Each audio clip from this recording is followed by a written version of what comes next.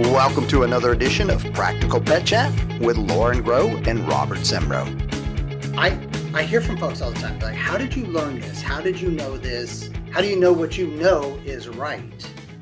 And so I thought it was a great question because my response to them clearly made them question me even more. But I just said, I just talk with people. I read books, I watch videos, I ask others who have, similar pets that I have. And then when I meet an expert, I ask and I listen. And not everything fits my space or what I want to do for my beloved pet. And so I figure out what works for me, how I can take what they're sharing with me and incorporate it in. But at least my fervent opinion is there is no one way to achieve the results. There we're is all trying not. to do. Yeah. So I'm going to flip the question on to you and ask you, how'd you learn so much, Lorin? Well, it's interesting. You used a word that I have issue with. You said you turn to experts. Define expert for me. That's a great question. That's a really good one. So for me, an expert is someone who has really devoted a lot of time, research, and effort to deeply understand a specific topic. And that's their focus. It's not a casual focus. I never call myself an expert. I call myself a connector of information. I meet a lot of those folks, but there are some deep experts who have devoted their life to specific areas. To me, they're an expert. And I respect that that's what they put their time, energy, and research into. But if Doesn't you mean I'm don't, going to act on it, but I'll at that least give them the respect of hearing what they have heard, because I don't have that time. if you don't agree with them, if you hear them out, the tendency of human beings is to, because they disagree with them, think they are not an expert. Mm-hmm. And I don't like the word expert because it implies the end all be all final determinator of information. And for me, I like experienced. To me, it's about levels of experience more than expert. And I'm sort of answering your question in a roundabout way, because if I come back around to that, people use that word with me and it makes me super uncomfortable, because really what I am is somebody who is super passionate, have an affinity for this particular, realm, wellness and nutrition for animals. And that made me dig further than other people might have dug. That made me go down rabbit holes that led to other rabbit holes, and so on and so on. And where a lot of people would have been like, oh, I'm good. I know enough. Sure. For me, it's I don't ever know enough. And it's like so much in today's world where science says that for right now. But the whole point about science is that it's ever evolving and ever shaping and ever changing. And we discover new things all the time. And so, if you look at somebody like Einstein, is he no longer an expert because now people don't agree with him?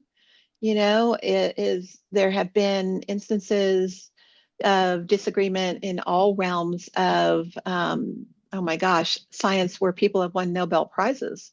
Sure. And we don't take those away from them. Science has evolved. So I don't like the word expert. I don't think anybody's ever an expert. And if you are, you have simply stopped learning. You need to continue to experience and understand. And I had an interesting conversation with a medical physician the other day. One of the rare, not deeply entrenched medical physicians that was very open to every human being is different. Yeah. And what works for this human may not work for that human. And what this human is experiencing, this human may say, I don't have any issue with that. And I so related that to what, you and I have talked about and discovered over time. It's the same thing when people come in and they say, well, raw doesn't work for my dog. There's so many times online where people then will tell those people, you're not doing it right. You don't understand how it works. Where you're just Right. not, you just don't get it. And it's like, no, there are dogs that raw doesn't work for whatever reasons, Right. and whatever the reasons are, individualistic to that animal. But if it doesn't work, if the human has tried and has, that would be like a medical doctor telling you, well, you're just not doing something right. Listen, dude, I've done this, and this, and I'm telling you that doesn't work for me. And I bring that up because I haven't had a lot of allergies to antibiotics, as you know. And a doctor chose to tell me that this particular antibiotic would have no contraindication for my past history. And so when I broke out in hives 2 days later, I was less than pleased. And when I did a simple Dr. Google search, clearly there was a correlation between the antibiotic that he gave me and the ones that I had been proven to be allergic to in the past. And it's that dismissiveness and lack of respect for people's unique experiences that is really problematic and creates so much divisiveness in the pet food space. It's like, this is it. This is what works. This is the only way. This is how it should be. There is no other way. Well, there are people who have smoked and drank their whole lives, have lived to their 90s and hundreds. And there are people who are athletic and do everything the right way, or that what they believe is the right way their whole lives, and they have a heart attack at 48. So there's so many things that weigh into that. For me, what happened, and you and I've talked about this in the past, is there's the excitement of when the light bulb first comes on for you, of like, oh my gosh, I Right. had no idea. That makes so much sense.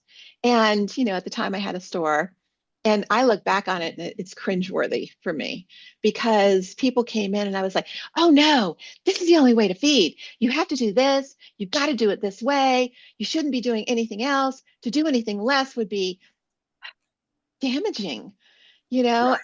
and because you're so fervent in your passion and your belief, and you're so green in it. Um, and while you get it, not everybody is in that place.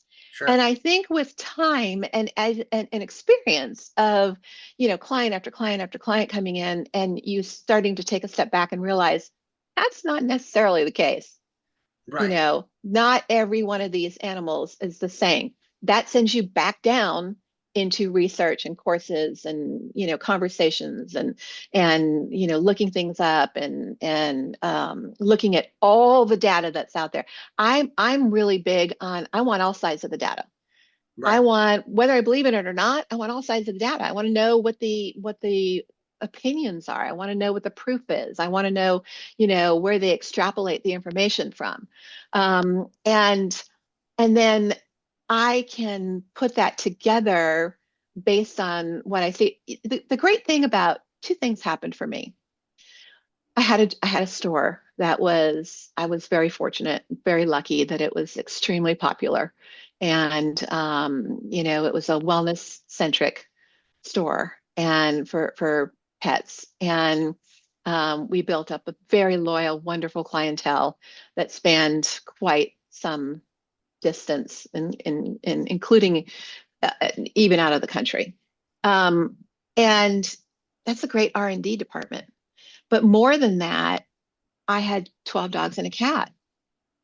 And these dogs were all different. And when you live with animals to that degree, and these were my kids. So they went to work every day. They buckled up in the car. They all had their own seats. If somebody got in the wrong seat, there was a little grumbling. People had to, dogs had to be moved around.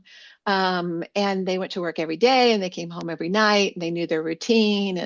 And I look back on that and I'm like, I don't even know how I did that. But at the time when people would say, how do you do that? I'm like, oh, it's no big deal, because you're living it, you're doing it.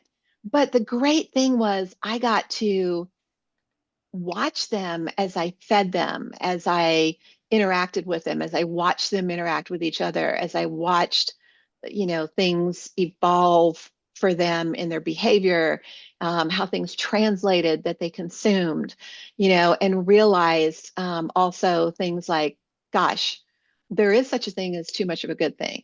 People love to over supplement dogs. It's like, well, it Yeah. can't be bad. It can't be bad.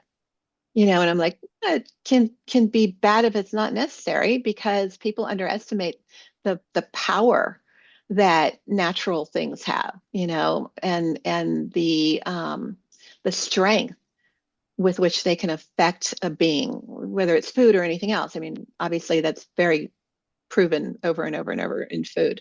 But I would have to take things out of people's hands and go, no, no, no, this is redundant. No, you don't need this. What are we giving this for? Do you Right. have something going on for that reason? Why are we giving that? No, don't give that. We don't need that. It's the kitchen. I call it kitchen sinking, Sure. where it's like to everything you can give them because I read, I heard, I saw, at an advertisement and somebody in this group said, and that kind of thing. And it's like, oh my gosh, that's not how that goes. And if you do too many things, I don't know what's working and what's not working. And, all of those sorts of things. So it's the same thing with food. And the thing is that when you have a passion for this and you're patient and you're willing to go through the exercises of the experiences, you you get to watch and see without being in that fired up hurry. And pet parents are in a hurry. They Yeah. want whatever's going on with their kid, they want it fixed right now because that's the modern medicine way. If I want it fixed overnight, I want it fixed right now. No, what you want is to not see the symptoms anymore. And that way you'll think it's fixed. But, that's not how that works. So let's take it a step at a time. I've had employees, and a couple of them well, that were in such a hurry that, like, well, can't I just get to? No, you can't. You don't have a fundamental understanding of this. And if I put you into that, you won't understand the synergy of how all this works together. And I understand that that may not be everybody's thing. I get that, Right. but people will come to me all the time and I don't want to argue.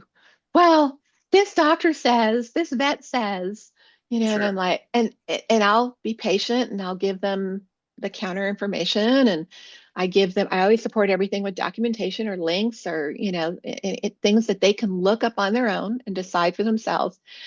And then finally I reach a point and I go, listen, you have to decide who you're going to follow and believe.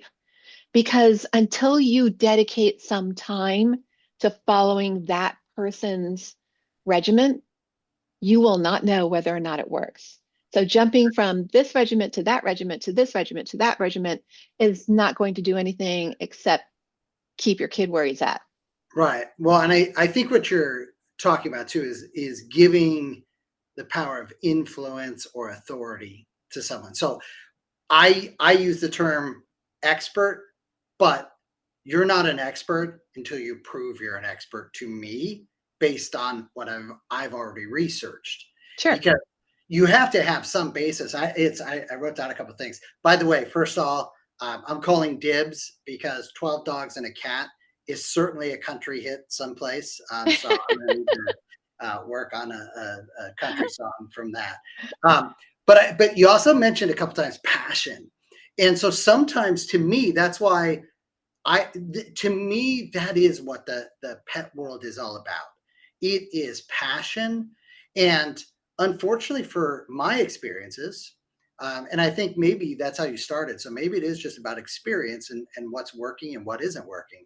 But my experience with the passion part of it is that can also be troublesome.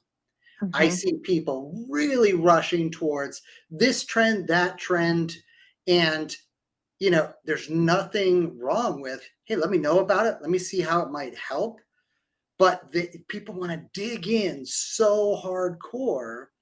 And then there's that other element, and you kind of referenced it, where it's like, it doesn't, every being is different, and every being's environment is different as well. Mm-hmm. And there was a lot of, you have to do it this way. And yet I could come up with 15, 20 reasons why there are many people who cannot do it that way. Mhm. So if that's the only way you can do it, then what does that mean? And I see a lot of, You can't people. have an animal, is what people will say. Then Yeah, you that's shouldn't it. have an You animal. shouldn't have it. You should. Oh, okay. Well, that's nothing pisses me off more than that, because you know what? Every being deserves love, and you just do the best you can, and you love them for as long as you can, Right. and you're doing better than the alternative for me. And so it's why also too I don't go all in against so many different things that a lot of passionate people in the pet industry do, because I'll see the efforts. I may not choose that. I certainly wouldn't choose some of the products or services that end up doing some really great things, though, Mhm. for the animal world. And so to me, it's one of those of like, hey, that's not for me, but I'm not going to say anybody who's doing that, you know, is wrong, is bad, shouldn't have a pet, shouldn't this, shouldn't that. Hey, it's not for me. It's not how I want to work with my pets. A lot of people that are impassioned, though, come to it with a predisposed judgmental idea. And and again, that's a problem, because then again, you are expecting everything to be cookie cutter and fit Right. in. Back when I started my group 8 years ago, it was early on in the group, and I had a lot of impassioned people that were in the group. And I posted a question. I won't name the brand, but I said, do you think people who feed brand X love their animals less than you do? Such a good question. That's a mirror question, as I call it. Yeah. Yeah. And I was appalled at the answers. No. I was appalled. And in fact, I cleaned up my group as a result of it, because the judgmental, visceral responses so took me aback that I actually went in and I said, let me reword this, because I'm not sure that I said this the right way. And I reworded it a different way. And I said, let's say it's just somebody that wants to save a dog, Hmm. and let's say it's a dog on the Green Mile, Yeah. and they can't afford to do, or they don't have the lifestyle, or they don't have the understanding or the knowledge or the choice, the will to feed, how at that time we in the group were following. Um, do you think they love their animal less? Again, it was they shouldn't be allowed to adopt. Wow. So you would rather have that animal put to sleep than have it live another 2 or 3 years, or however long it's going to have, living on food that you don't deem as appropriate. But this animal would be loved in every way, loved and cared for in every other way. Yeah. But you'd rather have the animal. And I cleaned my group up and dropped probably 30 people out of the Yeah. group, Wow.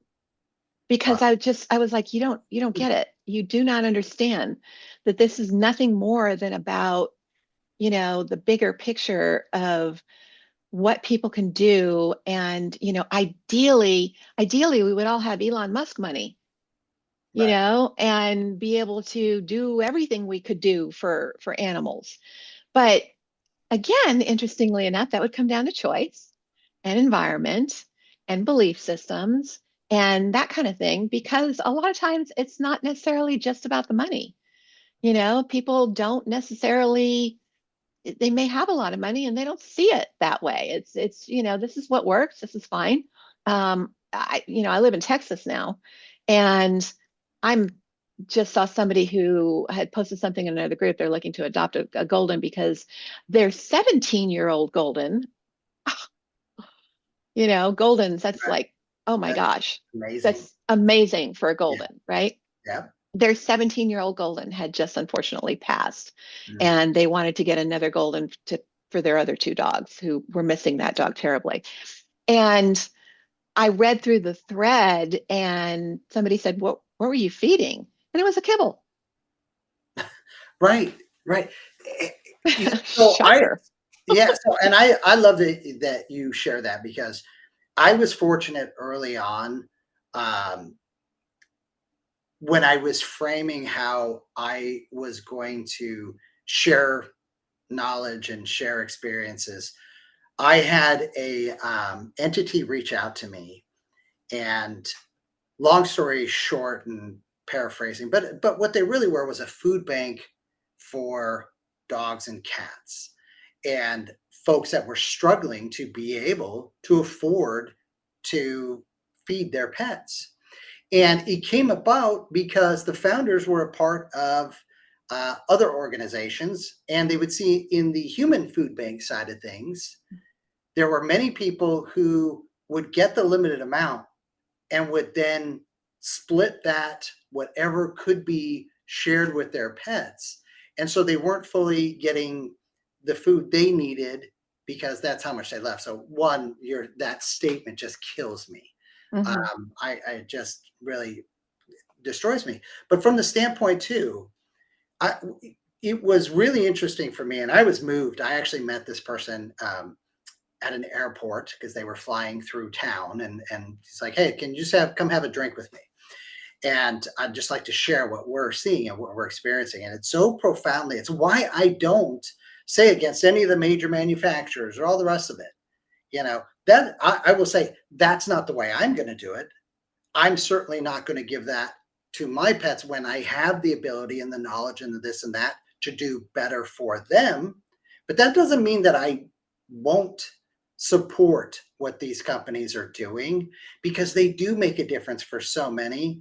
And but at the end of the meeting, I mean, I literally took the money out of my wallet and was like, "This is all I have on me, but please take this for your organization."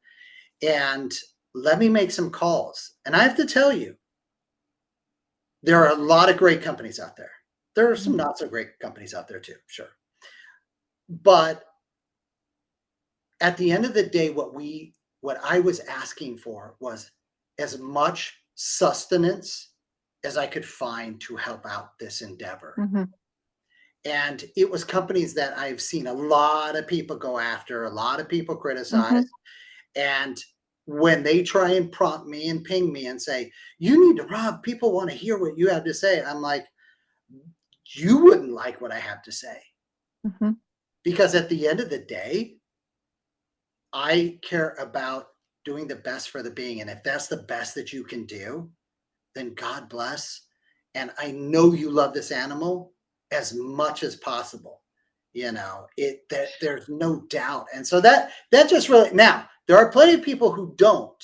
I mean, we saw in the recent storm system, someone tying a dog to a post, the people that are living out, they release their animals into the wild. I've got a zoo at my house because of something very similar. Hey, someone put this, creature out in the field that it won't last, won't live. Can we bring it home? And I'm like, if we bring it home, we know it's staying with us forever. Yeah. So there are certainly folks who should not. I'm not going to say But that. there are people who don't respect people. So I mean, why Well, do we that's true. expect them to respect other life? I Yeah. mean, there are pieces of crap everywhere, Yeah. and they just don't respect the sanctity of that being's existence. I, it, I remember one time I was one of those judgmental, bash the brand, type of people, and I evolved into the let's talk about the ingredients, and I concentrated more on ingredients and, let's look at better types of ingredients. Let's look at, some of the way this is put together and not necessarily brand specific. But um, I got a call. It took me 2 years to put this donation program together when I had my store, with manufacturers to be able to donate food regularly to both the shelter in my town and also a rescue that I worked very closely with. And this particular rescue, the animals that they pick up daily, I mean, they have to have surgery for often because they have to pull rocks out of their stomachs because that's what these animals are eating, rocks. Right. because there's nothing to eat. And so I get a call from one of my distributor reps, and he says, "So I have a brand that has a sizable donation." And I said, "Bring it." And he said, "Well, it's sizable enough we'd have to send a truck." I'm like, "Fabulous. When?" He goes, "No, you didn't get to the key point." And it's a brand that I have issue with their principles, Okay. and their operating practices more than anything. And it's a long list. And my first instinct was to say expletive no. And I stopped and I said, "Oh man." He goes, "I know." He goes, "But it's a sizable donation." And he says, "And you take care of more than a couple of rescues." He Yeah. says, "It's up to you." Because he says, "There's nowhere to hide this. This is going to sit on your floor Right. until they pick up." I was like, "Oh man." I was Yeah. like, "Yeah, bring it." Oh my gosh. Stacks and stacks and stacks and stacks and stacks of cases of cans. And I had called all the rescues ahead of time, and I was like, "I need you to get here as soon as you can get here when this gets delivered to get this off on my floor." But I had customers who came in who were regular customers who were like, "What is that doing in your store?" And I just told them straight up. I was like, "Given the choice between eating rocks and Yeah. eating this, I Well, had to pick this." yeah. It's so interesting because I remember early on, and I'm sure some of our mutual audience and friends will remember those days when many of us traveled for some influencer type events. Hmm. And I remember some of the most staunch people going crazy because I was talking to the top folks at a major company, maybe down Tennessee way. And they were like, "How could you even, spend any time talk to them?" And I was like, "First of all, you don't change anything if you never talk either, you know." But here was the funny thing: the reason everybody could see me talk to them was because I was not allowed to go there to their facility. They disinvited me as part of the group that was down there from going and having a tour. Why? It's such an opportunity to Well, talk and to it was, you. and that was why the top person, and I do mean the top person, pulled me aside and said, "Hey, that was a mistake, and I apologize. Um, we're all trying to navigate and learn this environment." And I went on to have a really good open dialogue, um, to the point where when they were absorbing other companies by buying them, I'd get a call and a heads up. What do you think? And I'd always say, "Well, it breaks my heart because," I shouldn't say I'd always say that. Many times I would say it breaks my heart because I like that particular, company. And inevitably you're going to have to change what you're doing Right. because that's just your structure. I had met their nutrition people. And to your point on, do people love their pets as much? I have never met any of the nutrition people who are looking to do harm or bad. They may have had different philosophies, they may have had different approaches. They Right. may have had, in many cases, what I came to learn was I would love to do it that way, but we just don't have the ability to achieve that because either the technology wasn't there or the scalability of that process would have made it, impossible for the scales that they were reaching. Which is why I love the smaller companies who were much more nimble and able to sustain that. You were going that way if you knew you were going to pay more, but you believed in that process, you saw the difference, and so you made that buying decision. But you're right, it's really sad because at the end of the day, that is some people's judgment of, well, then they shouldn't.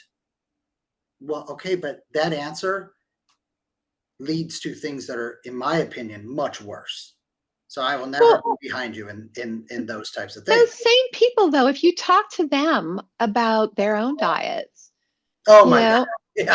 have you ever just, had had nachos and some beers and said, oh, that's dinner. I'm Yeah. full. Yeah. I mean, not everybody. It's just dumbfounding how impassioned people are when it comes to their animals, who, by the way, are built to eat things that we're really pretty much incapable of eating Yeah. and withstand that without issue. You know, I remember the shock when I told you about the Facebook groups that are out there about people in different parts of the country who actually will collect roadkill, fresh Right. roadkill, Yeah. and that's what they'll feed their animals. And you know, it's shocking when you first hear that, and you're not from those parts of the country. That idea's never hurt, crushed your mind. And I was fascinated by it. I was like, what? And I got into the groups to read it to understand it. Not something I would do. I hope not to be in that position to have to do that. But I get it. If it was an animal that had been freshly hit by a vehicle, truck would pull over, they'd load it up, they'd go home and process it, and that would be food for their dogs for however long.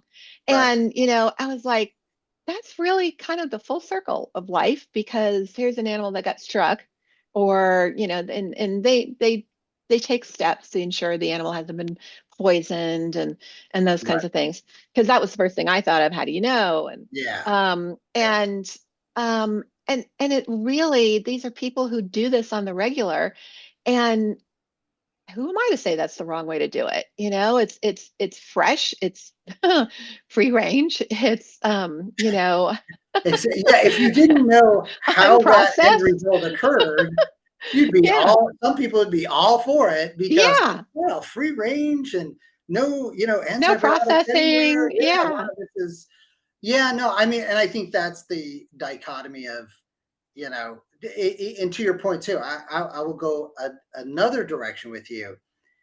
Though there are many people who will stress themselves to such extreme, Oh, trying to do right for their pets, their best friends. I call myself a pet parent, and I'll sit there, I'll be like, just universally, holistically, everything that you're doing impacts the environment, the energy, the end results, including and your stress. including your stress.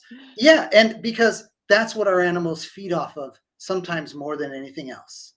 Right. And so here you are stressing out, and you and I have had it, and I will maybe save it because I know we're limited on time here, but there is no perfect, you're not serving a perfect meal every time. You That's can't. just not possible. Exactly. It's just not possible. Okay, now, Yet these now that I've said people, that, I can remember seeing that in the group once, where I said something like, it's impossible to get it 100% right 100% of the time. yeah, And somebody took me to task, and I was like, okay. well, they're off I, my Christmas card list. well, I was going to say, all right, I should reword that. It's impossible for me. I was going to say a For normal human, but most, I'm not sure. normal. It's impossible for me to 100% get it right. I'm not 100% on all the time. There is just some nights that it's like, you're not getting your supplements. It's not that big a deal. Right, You can take a break. It just, because I look at that and I think, I don't eat that way either. right. And I'm still thriving. Yeah. So, And having grace, sometimes, the best day for your dog, your cat, my lizard, all the rest of that, is just being with you. yeah, That's it. It's not, I want to be with you, but I want the best meal. I've got to have an exact, walk of this amount, right. this many times a day. Like, just let yourself, breathe, exhale, relax. That's what they're doing, but Yeah. they are so in tune with us that if you're stressing and you're, this flutterfly, creation of, chaos, that they're internalizing that. Oh my And gosh, the number of times I've had to tell people, oh, just take a breath. yeah, It's just food. yeah, It's okay. It's just, it's just not that big of a deal. It is a big deal in the grand scheme of things, right. but to have a one-off here or there, or just not, just don't stress over it. You Right. know, it took my husband years for him to relax, and I'd say it's just not that it doesn't have to be an exact, don't measure it. And I would have people say, what do I measure it?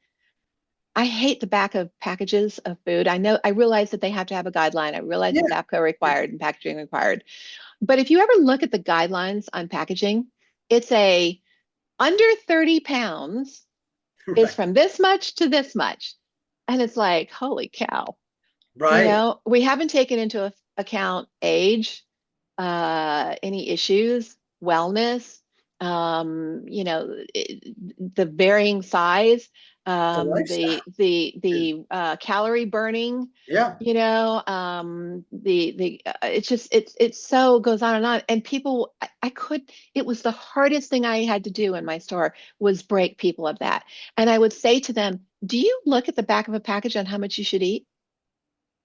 Well, no, but you know how much you should eat, right? Right. Same thing. If you feed a little too much, start feeding a little too less. If you gained a couple pounds, you'd eat a little less, Right. and it's the same thing. If you feed red meat, feed a little less than if you feed white meat, or fish, feed a little more. I mean, it just, and that again depends on the animal too. But it's just, they want to make it into such, it's not they want to make it into that. There is so much out there that puts pressure on them Yeah. to do it a certain way in order to do it right. That word Well, and right. what's interesting to me, and I know we only got a little bit of time here left, but it's interesting to me. I was having this discussion with some family members, and I said, "There's a lot of great things about technology and social media and all that, and it's amazing what we all can do now." But the amount of stress, and so when we're talking about that too, I'm sitting there going, yeah, I don't remember a lot of friends, family, etc., having those worries. And I had friends and family all throughout the US. All of them had animals. All of them loved their animals as much as you could love an animal. And there just wasn't, they were proud. I had some show dogs in the family. There were certainly levels of effort that were all different. But I don't remember that negative connotation or the stress to be perfect, or I'm doing something that nobody else is doing. I'm this, I'm that. It was just like, you know, it was just more like, what an amazing dog. You're doing great with them. Wow. What kind of breed is that? It's like, what are you feeding? It wasn't, how are you doing that? Are you hand sliced? Is this, cage Hmm. free, not cage free? Is this Hmm. all organic, not organic, semi organic? Yeah, you didn't worry about that stuff. You were just like, I love this being. I love what you're doing for that being. Amazing. In And I think, fairness, yeah, but in fairness, our food and water and soil, chain has completely decimated from what it was. So it also wasn't the focus then that it is now. sure, But sure. in my house, I think back and I'm like, I'm like, oh God. I think back and my mom just scraped our plates. And if we had potatoes and meat and, whatever was on our plate, that's what the dogs got. Sure. And, now it's like potatoes and pasta and rice. Oh my, I don't really, that's not something I would give to my dogs. But if other people are giving it in a whole food type thing, occasionally it's not the end of the world. If it's a staple, it's problematic because it's problematic even for humans. It just is, the pressure doesn't need to be there, and the problem is that there's no definition of perfect. Right. Well, it's kind of like, so, and I say this to my kids all the time. That one word that I really get frustrated by is, that's not fair. Fair. And I'm like, fair would imply all things are equal and then someone tips the scale. That doesn't exist in most things in life. Perfect, depending on your definition of perfect, I think Bella is perfect, but I have yet to see her walk across the pool water and not get her little feet wet. Then she'll be perfect, I guess, by some standards. she's perfect to me. And I think that's just that other part, is like that acceptance and willingness to go, I'm doing my best. And what's more important, being stressed out all the time or enjoying as much time? We're all limited, not just our pets, us Mhm. too. And this constant stress and judgment and all the rest of it, even if you get the longevity, and by the way, I will say, I have seen it all different ways Mhm. by all different people. Some of the people who were the experts have had results counter to what you and I have. So many wonderful people that we get the chance to talk to. And what they were saying 20 years ago, 10 years ago, 5 years ago is A not year what, ago. yeah, is not what they're saying now. Right. It doesn't mean they were evil, they were wrong, they were misleading. It was what they knew, what they were experiencing, and they were sharing that, because the one great thing about the pet world is we can all share in the love of these beings. And part of the way we do that is by sharing what's working, what's not. Hey, how does Do you this work? remember do you remember my heart dog Coco? I do. Yeah. Yeah. So Coco, who I thought was perfection personified, was also knock-kneed, pigeon-toed, hunchback, had double heart murmurs Mm, and DC non-nutrition related DCM. okay. And We have to point that out, though, mm, right? it's Another ridiculous. conversation. Yeah, Yeah. another conversation. But lived to over 18.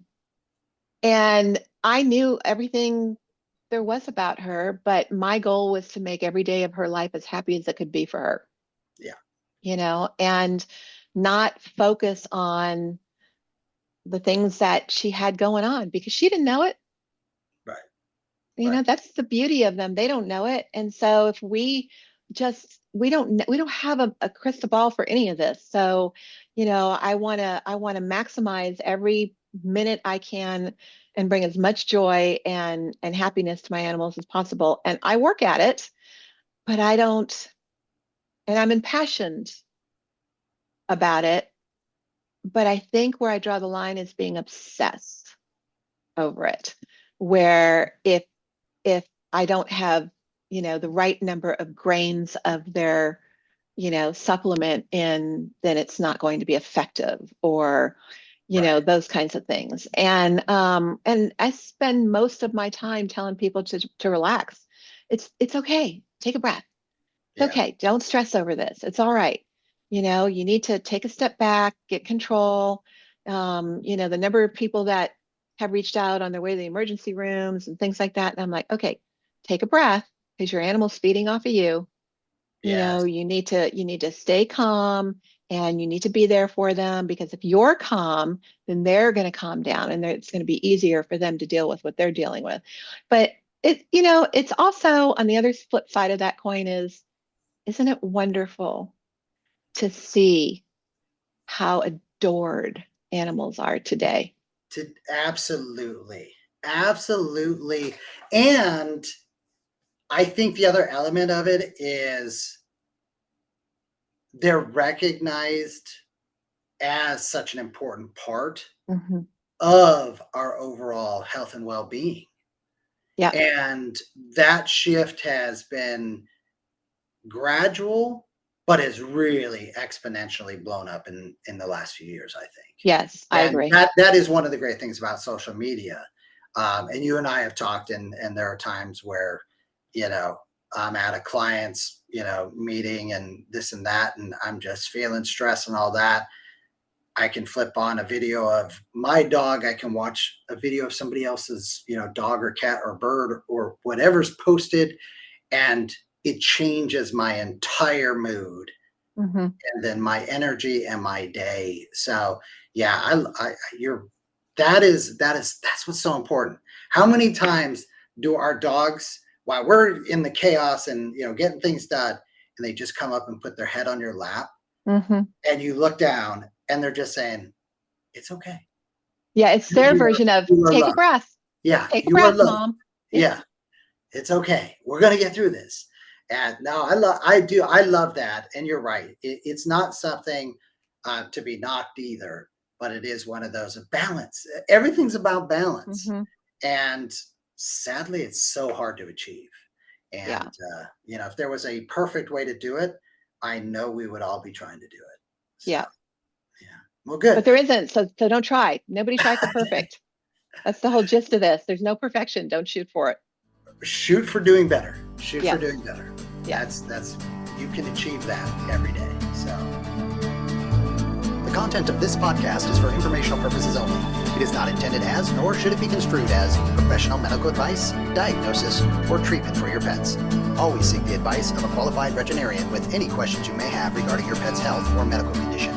Never disregard professional veterinary advice or delay in seeking it because of something you have heard on this podcast. The hosts and the guests of this podcast are not liable for any actions taken based on the information shared during these episodes. Any reliance on the information provided is solely at your own risk. Copyright 2025 Practical Pet Chat, all rights reserved. Unauthorized duplication, distribution, or reproduction of any content from this podcast, including but not limited to audio, scripts, and show notes, is prohibited without prior written consent. The opinions and views expressed by the host and guests are their own and do not necessarily reflect the views of Practical Pet Chat.